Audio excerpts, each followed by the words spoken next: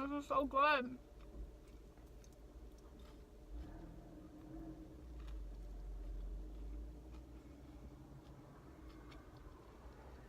So sorry about this awful ankle. I am on my way to Montreal, and I'm not in my car. Mine has a flat tire, and I didn't want to die on the highway. So I'm in my mom's. It's a Jeep, which is why it is so loud. I hope when I get home to edit this that you can hear my voice, because this is the least aerodynamic vehicle in the universe.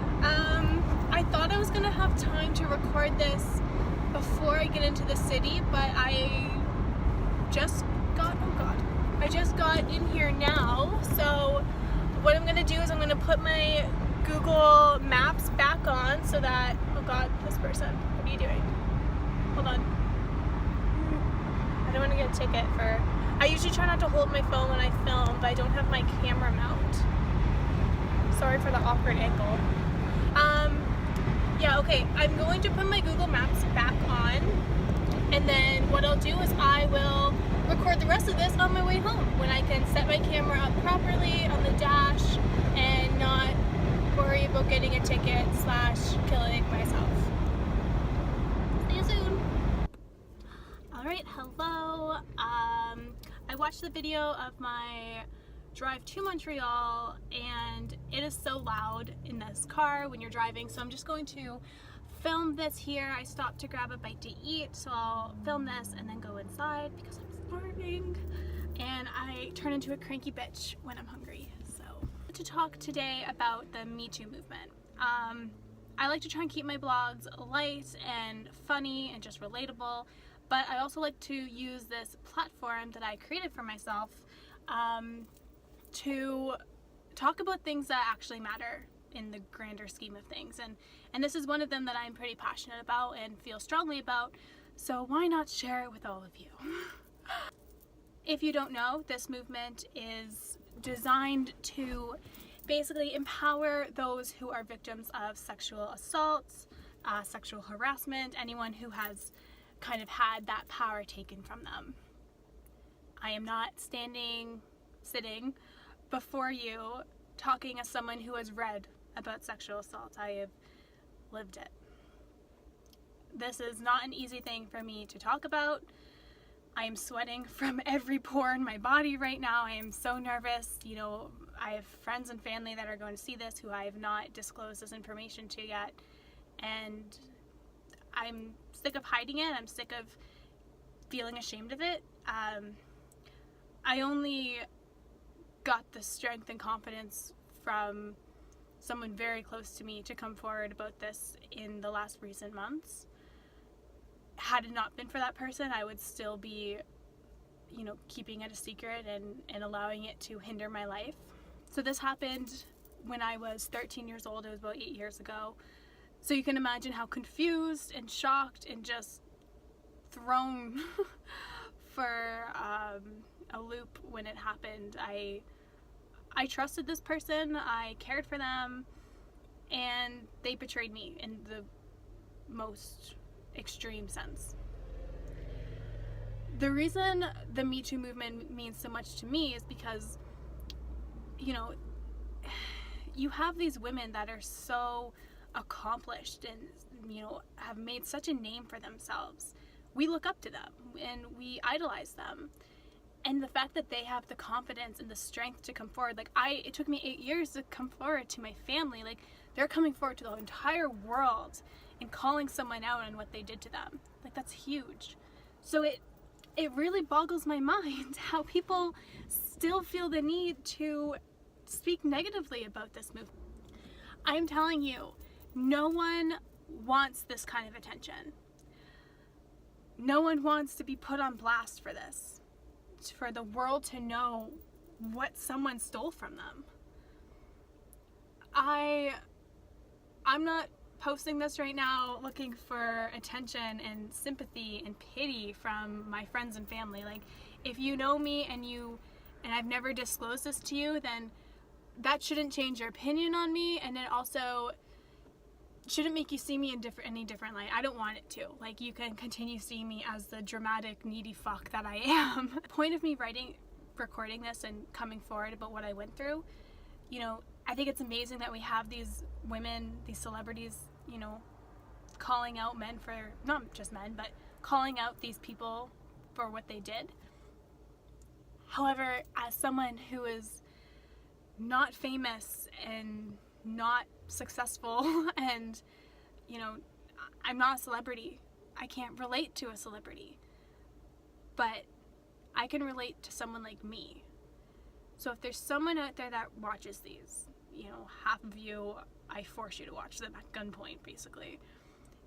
But if someone watches these and you have experienced any form of sexual assault or harassment, if you have went through something like that, like, I'm here and I'd be more than willing to ever talk about it. And I want you to know that, like, you can come forward and you can overcome this. Like, this is not what defines you. I let it define me for 8 years. I let it impact relationships and monumental events in my life. This movement doesn't hurt you unless you are a rapist or someone who has sexually assaulted or harassed a woman or a man.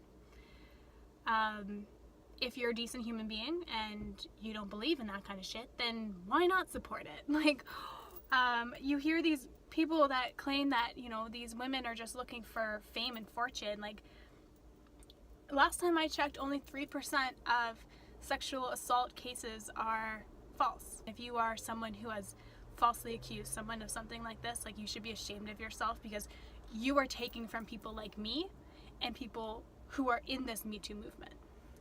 You're taking away our credibility.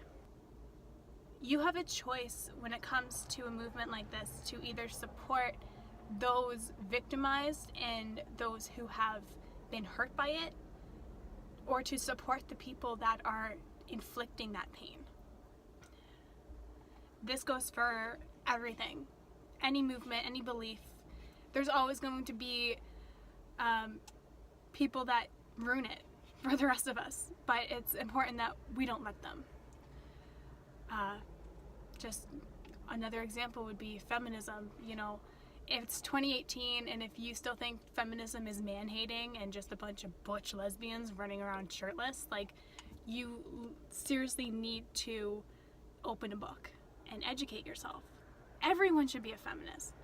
Why don't you want women to have equal rights? We're not taking away from your rights, we're just asking for the same ones. Like, I'm not looking for any attention, I'm not looking for fame, and I'm certainly not going to get any fortune from this.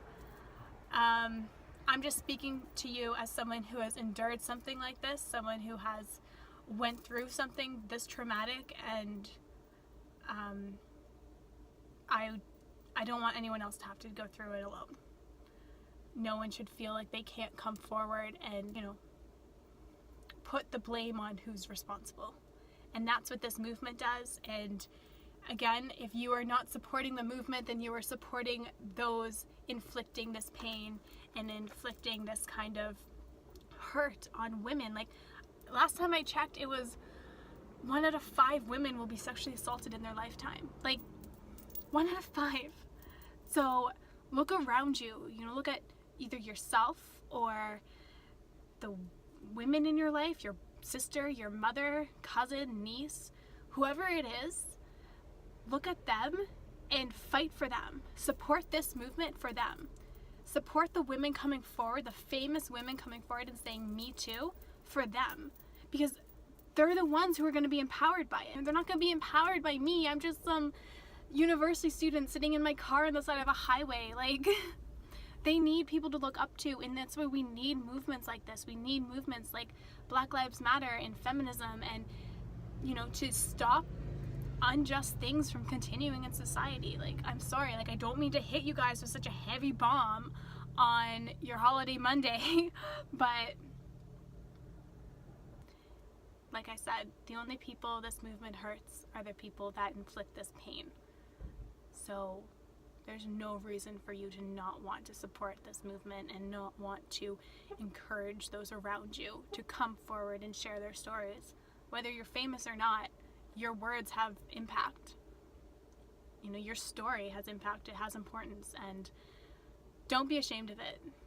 I was ashamed for 8 years of my life, and this, although it's not who I am, it's a part of who I am. And if I can use it to do better, then that's what I'll do.